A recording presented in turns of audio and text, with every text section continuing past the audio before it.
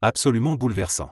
Les scientifiques ont, à titre préliminaire, résolu l'une des énigmes les plus importantes de l'histoire de la physique humaine. D'où viennent exactement les symétries fondamentales qui se cachent derrière les 4 forces fondamentales de l'univers? Des théories et des expériences s'étendant sur près d'un demi-siècle pointent toutes vers une réponse qui semble, à première vue, impossible. Le chaos à l'échelle la plus fondamentale du monde est en réalité la véritable origine de tout l'ordre physique de l'univers. Plus stupéfiant encore, les expériences les plus récentes apportent également un soutien puissant à l'hypothèse proposée par le lauréat du prix Nobel Penrose concernant l'origine quantique de la conscience humaine. Cette série de percées majeures trouve son origine dans une question que les scientifiques se posent depuis près d'un demi-siècle. Qu'il s'agisse du modèle standard de la physique des particules, ou de la relativité générale d'Einstein, tous reposent sur le concept de symétrie. Mais d'où viennent réellement ces symétries les plus fondamentales? Pourquoi la forme concrète des règles ultimes du monde est-elle l'élégant et simple 123, plutôt que le complexe et massif 580? La partie théorique des expériences les plus récentes de cette année remonte à un article publié il y a 45 ans. Un texte gravement sous-estimé dans l'histoire de la physique, intitulé « Créer la lumière à partir du chaos ». Cet article a, pour la première fois, formulé une idée qui a fait se lever tous les physiciens de leur siège. Dans le modèle standard actuel de la physique quantique, toutes les symétries fondamentales proviennent en réalité du chaos purement aléatoire à l'échelle la plus profonde du monde. Qu'est-ce que le chaos, au juste? Prenons un exemple qui pousse à la réflexion.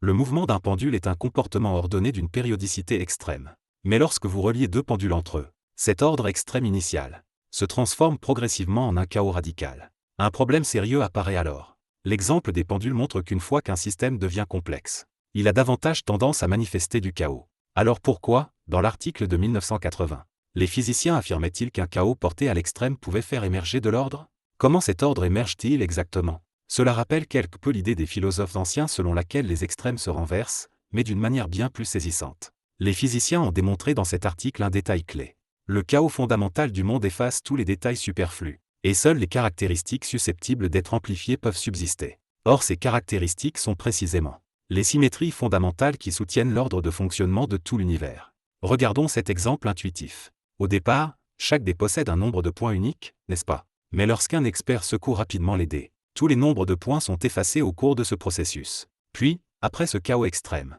dès que le mouvement s'arrête, vous pouvez voir clairement tous les dés se dresser les uns sur les autres, parfaitement ordonnés. En revenant alors à l'article, il devient intuitivement clair pourquoi l'on affirme que l'ordre naturel extrêmement régulier émerge précisément du chaos fondamental du monde. Cependant, les idées nouvelles sont souvent ignorées au départ par une communauté scientifique traditionnelle et conservatrice. C'est pourquoi les physiciens de l'époque n'accordèrent pas une grande importance à ce point de vue. Mais près d'un demi-siècle plus tard, en 2025, une expérience a fourni une preuve enthousiasmante en faveur de cet article. Les chercheurs ont dirigé un faisceau laser polarisé linéairement, directement dans un récipient en verre contenant des nanoparticules.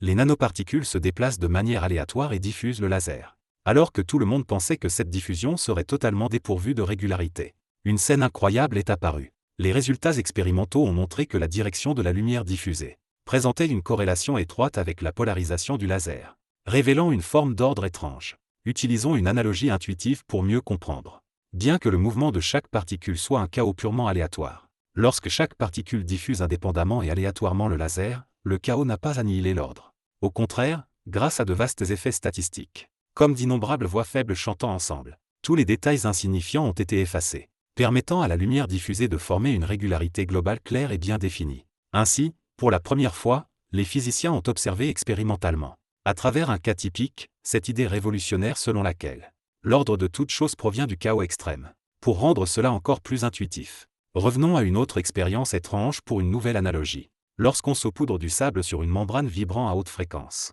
chaque grain de sable commence, sous l'effet de la membrane, à effectuer des sauts aléatoires et désordonnés. Mais ce chaos extrême ne dure pas. Très vite, on constate que tous les grains de sable s'alignent progressivement selon un motif extrêmement régulier.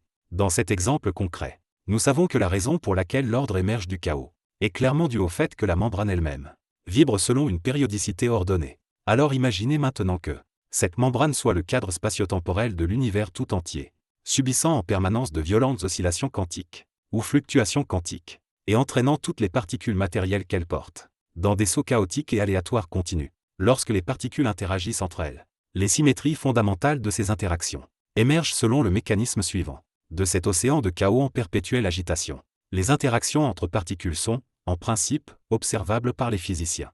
Dans un monde quantique saturé de fluctuations aléatoires, tout phénomène observable par l'être humain repose nécessairement sur des statistiques. Autrement dit, toute interaction observée n'est que la manifestation globale d'un très grand nombre de comportements quantiques entre particules.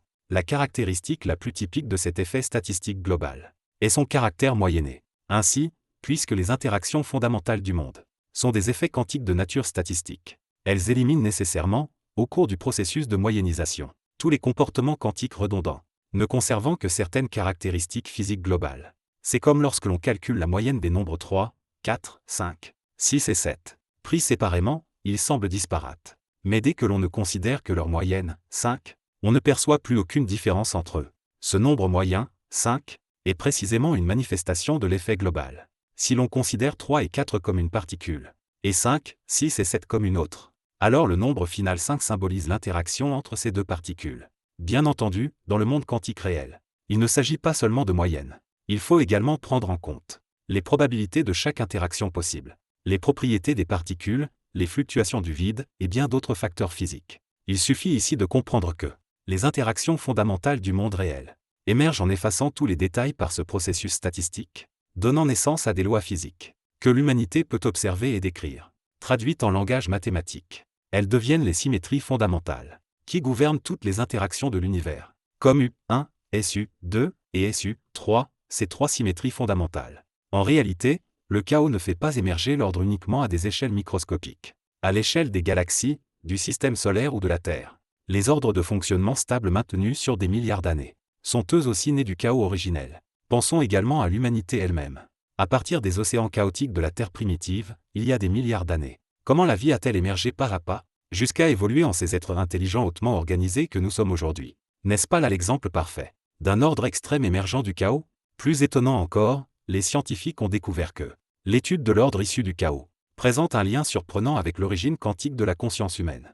L'un des plus grands mystères de la recherche sur l'être humain est de savoir si l'homme possède réellement un libre arbitre. La communauté scientifique est même incapable d'en donner une définition claire. Dans ce contexte de recherche incertain, deux théories se distinguent particulièrement. L'une est le théorème du libre arbitre proposé par le grand mathématicien Conway.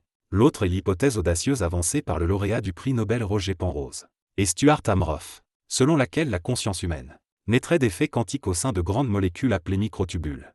Que signifie cela? La logique est en réalité très simple. Si l'homme possède réellement un libre arbitre, en mettant de côté les émotions et désirs complexes de niveau supérieur, et en se concentrant uniquement sur sa caractéristique la plus fondamentale, alors le libre arbitre devient la liberté de choix.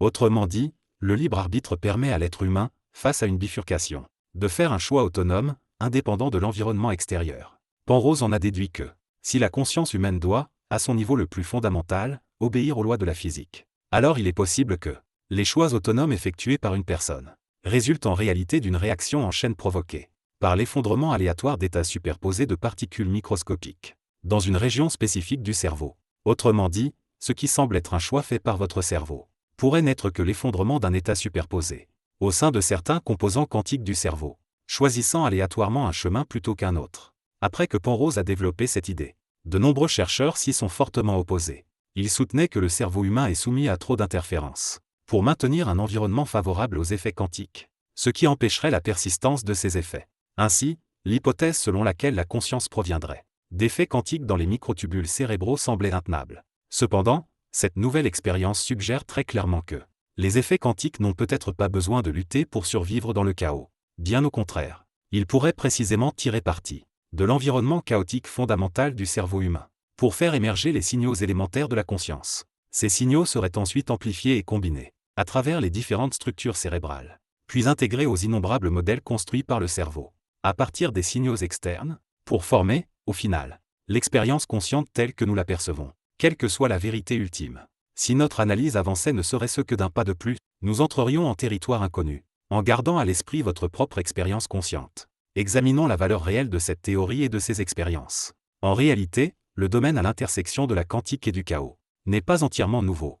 Les physiciens ont déjà étudié comment le bruit peut servir à maintenir la cohérence quantique. On pensait auparavant que tout système quantique, comme un ordinateur quantique, subissait en permanence de faibles perturbations aléatoires, provenant par exemple du rayonnement cosmique de fond, ou des vibrations infimes des instruments expérimentaux. Ces perturbations étaient censées détruire la cohérence quantique. Mais cette nouvelle expérience montre que certains effets quantiques peuvent, en réalité, être amplifiés par des interactions chaotiques aléatoires. L'importance de cette découverte est immense, car le lien entre ordre et chaos pourrait être la raison fondamentale pour laquelle l'univers manifeste tant de lois naturelles stupéfiantes. Regardez les lois fondamentales de l'univers, elles paraissent d'une grande simplicité. Les symétries fondamentales du modèle standard de la physique quantique sont appelées U1, SU2 et SU3. Ce sont, à ce jour, les 3 symétries les plus simples découvertes par l'humanité. Nous les appelons ici, par commodité, 1, 2, 3. Pendant des décennies, les physiciens ont recherché des symétries plus vastes et plus complexes, comme SU5, SO10 ou E8. Mais tous ces efforts ont échoué. Cela conduit à une idée extrêmement stimulante. Peut-être que l'humanité ne devrait pas chercher des symétries toujours plus complexes, mais plutôt répondre à la question suivante. Pourquoi les symétries fondamentales de l'univers, dont dépend notre existence, sont-elles aussi simples? Pourquoi 1, 2, 3 apparaissent-ils dans les symétries fondamentales, et non 580? À ce stade, vous avez probablement déjà la réponse. Parce que l'ordre issu du chaos tend toujours vers les formes les plus simples et les plus épurées. Regardons l'exemple de l'origine de la vie. Avant l'apparition de la vie sur Terre, les océans chaotiques contenaient en germe l'ordre, capable de donner naissance à la vie étape par étape. Et des milliards d'années plus tard, regardez l'humanité d'aujourd'hui. Les fonctions humaines les plus essentielles se manifestent clairement dans notre corps, car il est difficile de trouver des structures totalement superflues dans une organisation biologique aussi hautement ordonnée. Prenons encore un exemple en astronomie. Nous savons que l'orbite de la Terre autour du Soleil est une ellipse. Mais si l'on représente, à différentes positions, l'intensité de la force centrifuge de la Terre par des vecteurs de longueur correspondante, on découvre que ces vecteurs peuvent former un cercle parfait. Pourquoi? Parce que dès que l'ordre peut émerger du chaos, il adopte toujours la forme la plus simple. Ainsi, l'ordre naît du chaos. Cette série de travaux théoriques et expérimentaux, s'étendant sur 45 ans, constitue sans aucun doute l'une des découvertes de principes les plus enthousiasmantes de ce dernier demi-siècle. À l'avenir, elle donnera certainement naissance à de nombreuses autres percées majeures en physique fondamentale.